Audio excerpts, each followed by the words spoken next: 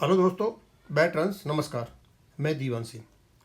मैं आपको बताना चाहूँगा कि माननीय सुप्रीम कोर्ट में जो बहस हुई थी उसमें ये भी बहस हुई थी कि आज जो क्लर्क पेंशन ले रहा है और 1991 उससे पहले जो जीएम साहब जो पेंशन ले रहे हैं, एक क्लर्क की पेंशन ज़्यादा है, एक जीएम की पेंशन कम है।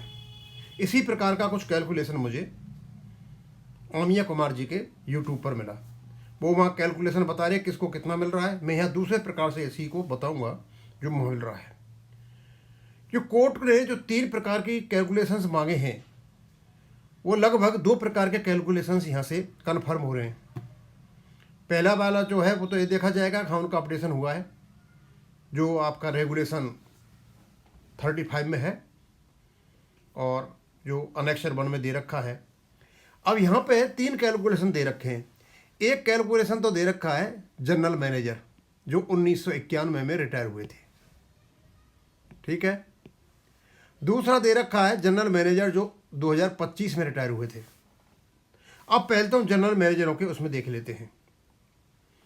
जो 1921 में जो जनरल मैनेजर हुए वो 5वां बेस सेटलमेंट था और जो 2025 में रिटायर हुए वो 12वां बेस सेटलमेंट है।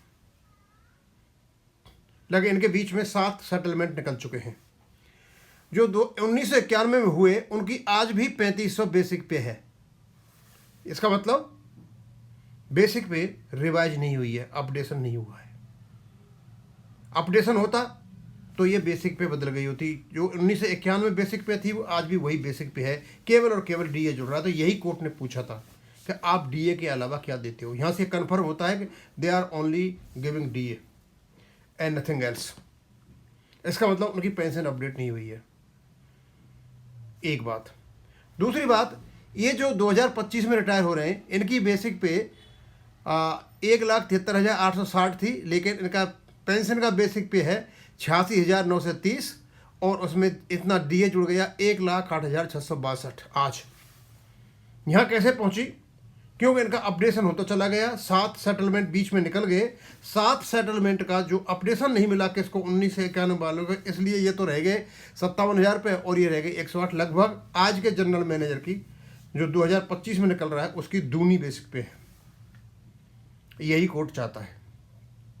कोर्ट यही देखना चाहता है कि वर्तमान में जो मिला हुआ है ये और बीच में जो मिला हुआ उसको कितना और जो शुरू में मिला उसको कितना। अब क्योंकि यहाँ पर लागू होता है एक नियम माननीय सुप्रीम कोर्ट का 1123/2015, राजस्थान सरकार आदर्श वर्ष महेंद्र नाथ, बार बार वेणुगोपाल साहब डालते रहते हैं कि आपकी जो बेसिक पे है पेंशन की that shall not be less than the 50% of the basic pay drawn by the last employee. अब ये दोनों के दोनों जीएम और जीएम ये दोनों एक ही पद के लोग हैं। अब ये 2025 में ये जो 86,930 इनकी बेसिक पे है, इस वाले की बेसिक पे इतने कम नहीं होनी चाहिए। ये कोर्ट का आदेश है। ये आपका पेंशन के प्रति राइट है, डेफर्ड वेज अपडेशन आपका राइट है। पहली कंडीशन तो यहाँ है। अब हम ये देखते हैं कि भैया 1991 में जो जनरल मैनेजर साहब रिटायर हुए थे वहाँ ये भी कहा गया ना, एक क्लर्क को ज़्यादा पेंशन मिलती है और एक क्या नाम जीएम को कम मिलती है। तो उसका भी कैलकुलेशन यहाँ दे रखा है। Clerk retire in 2025 12th by part right में, उसकी जो बेसिक पे कैलकुलेट करी गई पेंशन की बेसिक पे है 46,980 और 11,745 यानी 25% से इतना बन गया डीए यानी 58,725। एक क्लर्क की जो पेंशन है 2025 में एक जनरल मैनेजर से ज़्यादा है। अब सवाल ये उठता है कि एक क्लर्क की ज़्यादा है, एक जनरल मैनेजर 1991 में कम है, तो जनरल मैनेजर और क्लर्क में ज़मीन आसमान का फ़र्क है।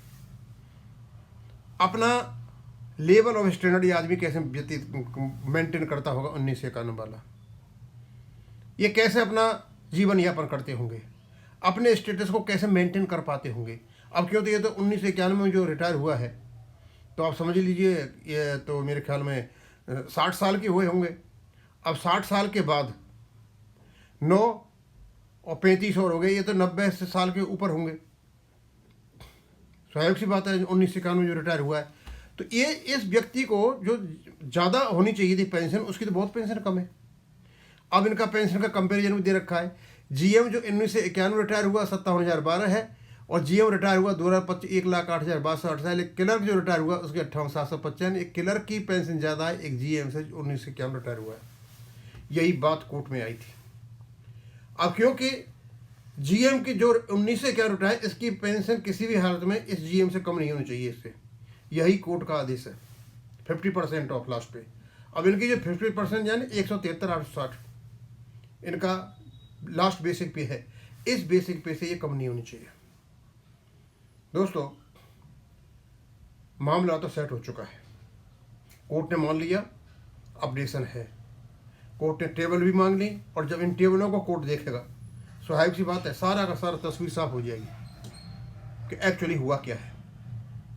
अपडेशन होने के बावजूद भी इन लोगों ने अपडेशन नहीं किए, और लोगों को किन किन समस्याओं का सामना करना पड़ा होगा इसको तो कोर्ट समझ ही जाएगा।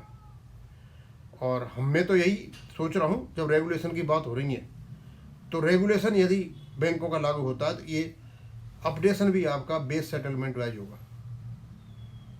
अब आगे देख तो क्या होता है, आने दीजिए 18 तारीख, क्योंकि बहुत ही उपयुक्त कैलकुलेशन मुझे मिल गया था, तो मैंने इसे कोर्ट में जो प्रोसीडिंग हुई थी उससे जोड़ करके इसको आपको बता दिया, और ये सिद्ध कर दिया कि हाँ, जो मनीष सिंघवी साहब कह रहे थे कोर्ट में कि एक क्लर्क आज जो पेंशन ले रहा है और एक जो GM 1991 से पहले रिटायर हुआ उसकी पेंशन कम है, एक क्लर्क की ज़्यादा है, और दोनों के स्टैंडर्ड में, उनके दोनों के डिजिग्नेशन में ज़मीन आसमान का फ़र्क है।